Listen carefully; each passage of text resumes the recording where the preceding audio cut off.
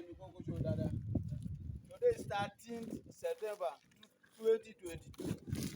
This is the Lepidolite that is here. You can see it yourself. It's still here.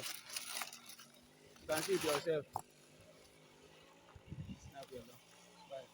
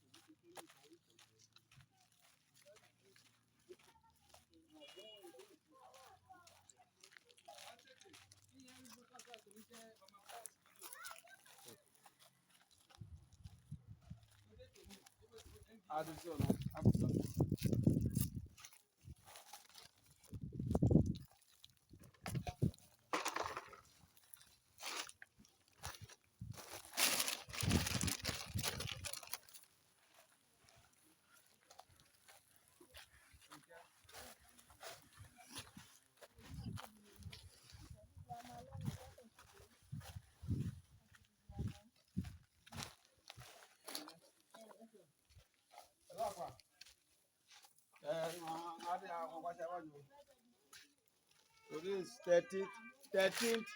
13th September 2022. You can see it yourself. These are the Lepidolites.